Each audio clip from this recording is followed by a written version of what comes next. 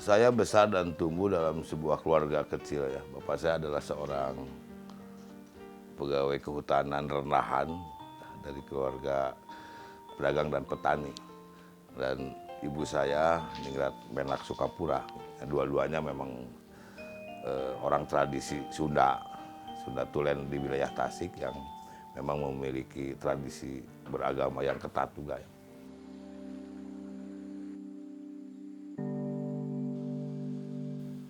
Mulai saya dewasa, dari sebuah lemari tempat kerja bapak saya yang cuma amanatnya ini jangan kamu buka, nanti boleh kamu buka kalau kamu sudah pada dewasa.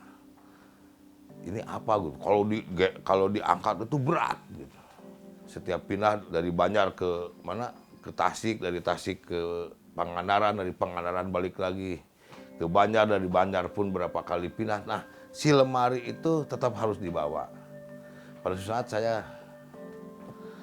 penasaran, lalu saya buka dengan agak dipaksa, agak di luar, dan saya terkejut ternyata nggak ada apa-apa, hanya tumpukan-tumpukan buku.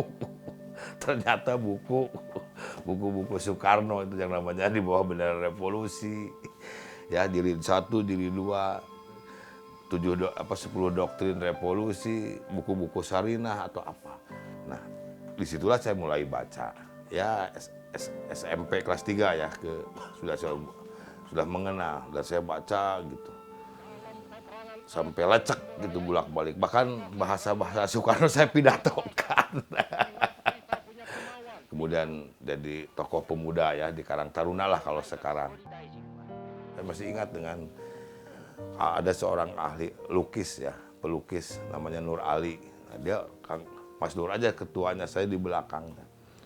Nah, jadi justru di tengah-tengah orang waktu itu di Soekarnoisme yang menyebut bahwa ini adalah Soekarno identik dengan PKI, kemudian ini adalah sebuah musuh besar. Saya berpikiran tidak. Justru saya membangun kekuatan Soekarno. Jadi di situ mulai saya masuk ke sebetulnya politik praktis. Ya. Sebab saya berkeyakinan bahwa Marhainisme bukan Marxisme yang diterapkan di Indonesia. Saya sudah berdiplomatis waktu itu. Saya bilang, ya saya jelaskan tentang apa itu bedanya Marhainisme. Saya hanya penemuan dari pengetahuan dan dari pergaulan kan. Lalu saya implementasikan bahwa menurut saya Soekarno tidak salah. Kan tidak, kapan negara mengadili beliau. Kesimpulan saya, ini tidak bertentangan, justru ini adalah Pancasila gitu kan pikiran. Nah, atas keyakinan itulah saya berdialog, bersikap gitu. Makanya saya membentuk gerakan pemuda Marhaen. Bayangkan di tengah-tengah arus di mana Pak Harto sedang berjaya. Ketika selesai sekolah bapak saya tanya, kamu ini betul-betul menyukai dunia politik? Ya, saya katakan. Kalau gitu cari ilmu politik, jangan menjadi politisi yang asal-asalan kamu gitu, tapi kamu harus sekolah. Dan ilmu politiknya harus kamu dapat. Saat itu tahun 98 ya, dari kegagalan pemilu dan gerakan mahasiswa juga yang namanya reformasi tidak terelakkan. Dan pada akhirnya saya atas rundingan dan kesepakatan dengan teman-teman aktivis untuk masuk secara formal. Nah, waktu itu di pemilu 99 saya diarahkan untuk belajar politik langsung praktis untuk menjadi calon anggota DPRD Jawa Barat mewakili daerah Tasikmalaya. Diberi tugas menjadi ketua komisi A waktu itu DPRD Jawa Barat. Nah, tidak lama kemudian karena senior saya ketua DPRD meninggal, Ibu Mega memberi kepercayaan kepada saya untuk saya menggantikan beliau. Jadi tahun 2000 saya diangkat menjadi ketua DPRD Jawa Barat. Jen, tangkap.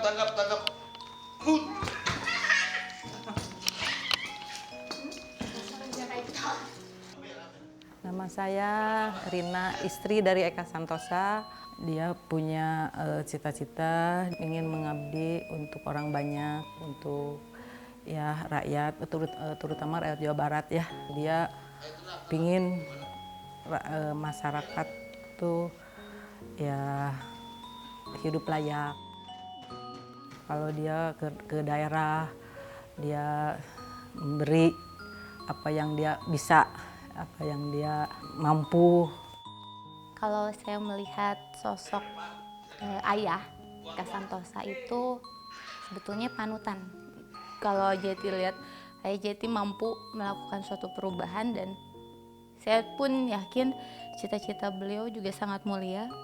Dia rela mengorbankan semuanya ya, keluarga, anak, istri, untuk mengabdi ke negara, ke bangsa, dan ke rakyat gitu.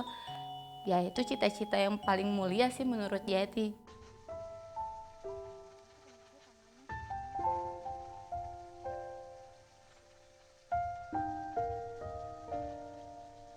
Saya ada mulai kekecewaan melihat sebuah fenomena ya, bahwa saya juga merasa ada yang lepas dari roh perjalanan tentang wujud Indonesia, baik dalam spektrum kenegaraan maupun dalam kehidupan sosial.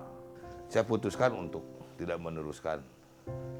Nah, dalam kondisi itulah, jadi saya meneruskan lagi kembali kepada basic, yaitu kepada apa yang menjadi pemahaman tentang tata nilai budaya maupun alam di sekitar kita. Kewajiban secara moral saya untuk bagaimana tata nilai kebudayaan yang memang merupakan bagian dari kekayaan bangsa ini untuk kita pertahankan dan kita lestarikan. Justru kebesaran kita ada di situ. Dan saya memiliki sebuah harapan, tentu pemerintah harus memberikan sebuah proteksi dan perlindungan sendiri. Dan saya akan berjuang untuk membuat sebuah undang-undang ke depan untuk bagaimana terwujudnya sebuah perlindungan untuk komunitas masyarakat adat yang merupakan akar budaya itu.